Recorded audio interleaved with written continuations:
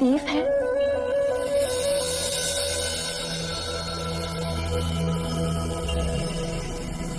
केवल मनुष्य। पानी पिएंगे?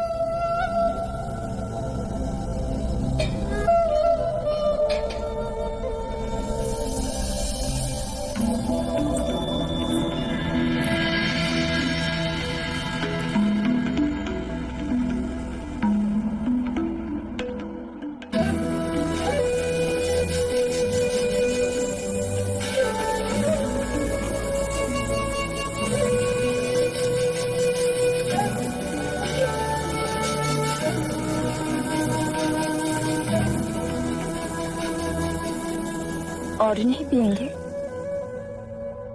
और नहीं। 2 क्षण यहीं रुकिए।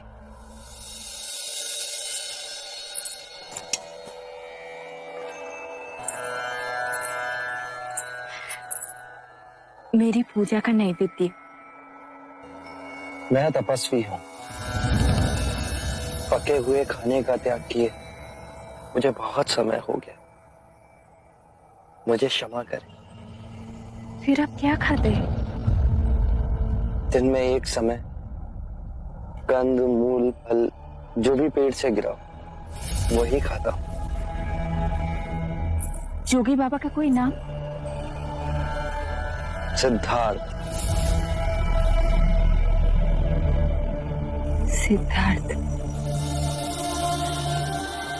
वर्षों से देव की स्तुति की और आज उनके दर्शन हो गए।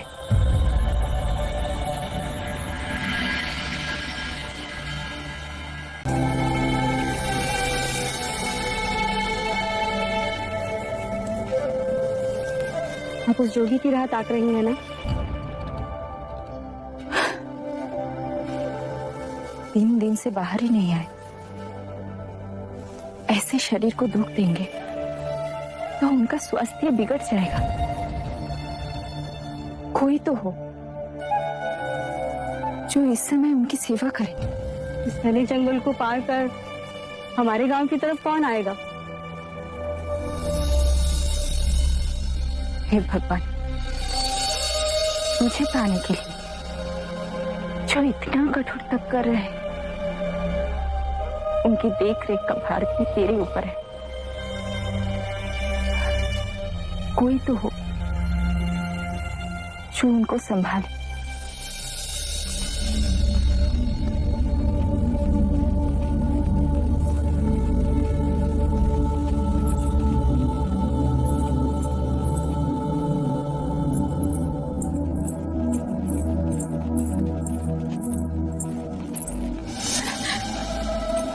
आप भी जोगी हैं? इतने घने जंगल को पार करके आप हमारे गांव में क्यों आए? मैं और मेरे 4 साथी किसी को ढूंढ रहे हैं। अपनी जैसे जोगी को? हमसे कई अधिक उत्तम है वो जोगी। उस गुफा में कई वर्षों से एक जोगी तपस्या कर रहे हैं।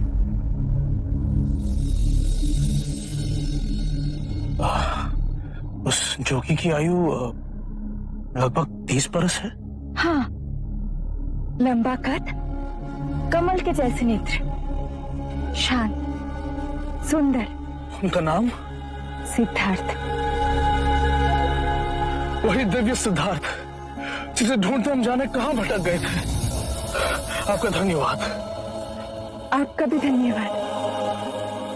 मैंने अभी भगवान से मांगा कि उनकी देखरेख के लिए किसी को भेज दे, और देखो आप आ गए।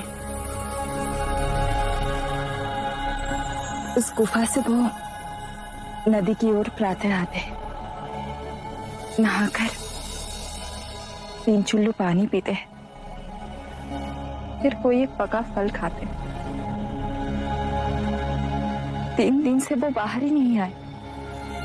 मैं उनके लिए बहुत चिंतित थी। इतना कठोर तप कर रहे, कहीं उनका स्वास्थ्य बिगड़ा तो। लेकिन अब आप आ गए। जोगिला बा, तनिक रुके। आप उन्हें ये फल दे देंगे? अवश्य।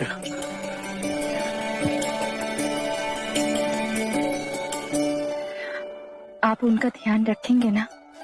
हम उनके शिष्य बनने आए हैं, उन पर कोई विपत्ति नहीं आने देंगे।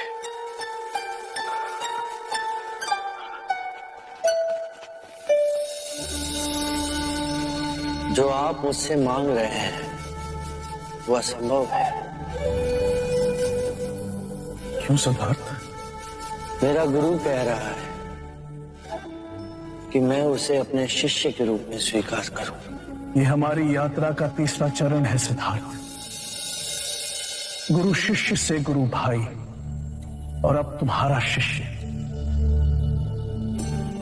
वप्पा, मिस्सा जी, महानाम और बद्रिका भी इसी आशा में तुम्हारे पास आए हैं। तुम्हारे जाने के 1 माह पश्चात मुझे भी समाधि मार्ग के 8वें चरण की उपलब्धि हुई। मन में प्रताशा जागी कि इसके आगे क्या, और तुम्हारी ओर मन खिंचा चला गया। जब तुम्हारा शिष्य बनने की बात गुरुदेव उद्रक रामपुत्र से कही, वो बहुत प्रसन्न हुआ। तुम्हारी इस तप की यात्रा में तुम्हारे सहायक नहीं तो तुम्हारे सेवक तो बन ही सकते हैं। अवश्य, पर सेवक नहीं, सहयोगी, सहयात्री। जीवन के इस खेल के पीछे जो अविनाशी सत्य है उसे देखने, उससे एक होने की यात्रा में मैं निकला, जिससे मनुष्य जाति के लिए कल्याण का मार्ग खुले। पर इस विश्वास पे मैं डिगने लगा गुरुदेव। तब मुझे एक तपस्वी मिले। उन्होंने मुझे महावीर की प्रेरणात्मक जीवनी सुनाई। शरीर को सुखा, महावीर को परम ध्यान प्राप्त हुआ। अब तक मैं इस मार्ग पर चला नहीं था, और अब इस मार्ग पर स्वयं को समर्पित कर दिया है। तो हम सब तुम्हारे साथ ये तपश्चर्या करेंगे। हाँ, हम सब इस मार्ग पर एक दूसरे के सहायक बन चले। जिसे उस चेतना की सर्वप्रथम अनुभूति हो, वो दूसरों को उस मार्ग पर आगे की ओर ले जाए। अवश्य सिद्धार्थ, अवश्य। याद आया, एक लड़की मिली थी, वो तुम्हारे लिए बहुत चिंतित थी। उसने तुम्हारे लिए ये फल भेजे। सुजाता ने। इस निर्जने में उसने मेरी बहुत सेवा की। परेशान थी कि तुम्हारा स्वास्थ्य न गिर जाए। बहुत करुणा है उसके हृदय में। ये फल आप ही ग्रहण करें। मैंने फलाहार भी त्याग दिया है।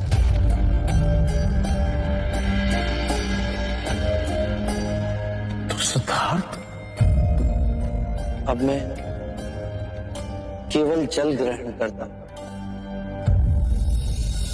सत्य कथा पुरुषा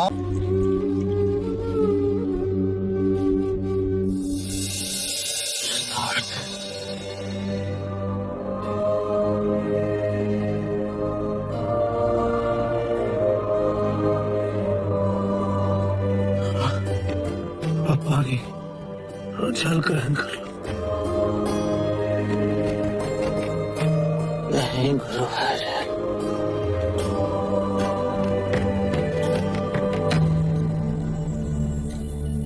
मैंने जल भी त्याग दिया।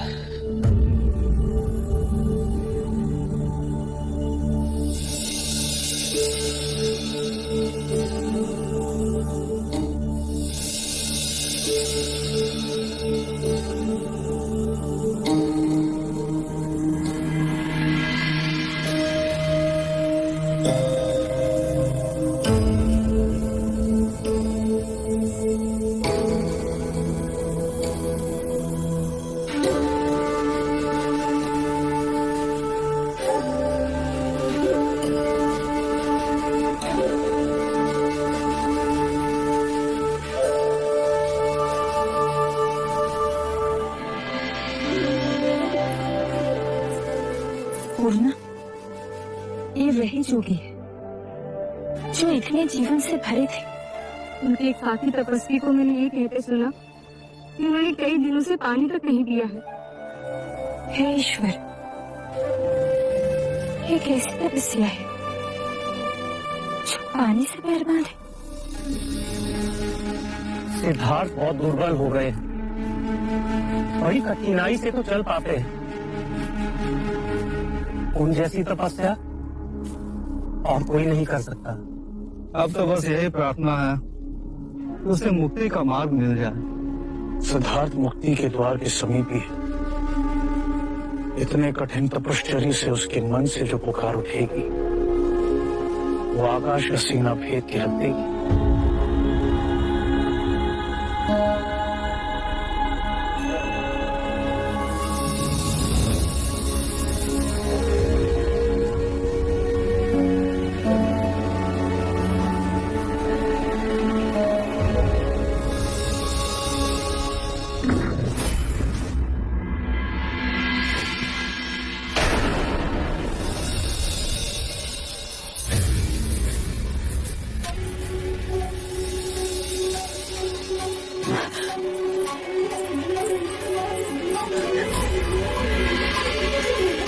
पूर्णा, ये तो वही जोगी सिद्धार्थ है। पानी लेके आओ।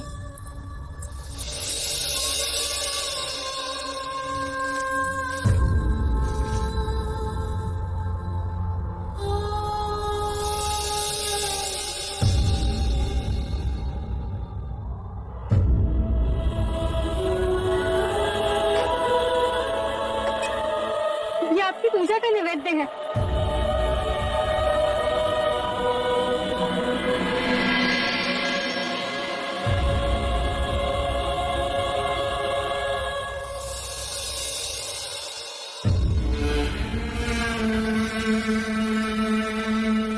जब आप यहाँ आए थे तो कितने ओजस्वी थे। क्या खोज रहे हैं? इसके कारण आपकी ये दुर्दशा हो गई।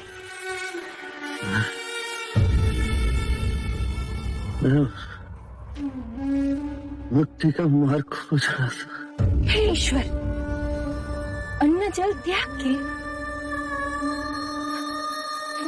जब शरीर ही ना बचेगा, शरीर ही ना बचेगा, मुक्ति मिलेगी कैसे? मुक्ति मिलेगी कैसे? मुक्ति मिलेगी कैसे? मुक्ति मिलेगी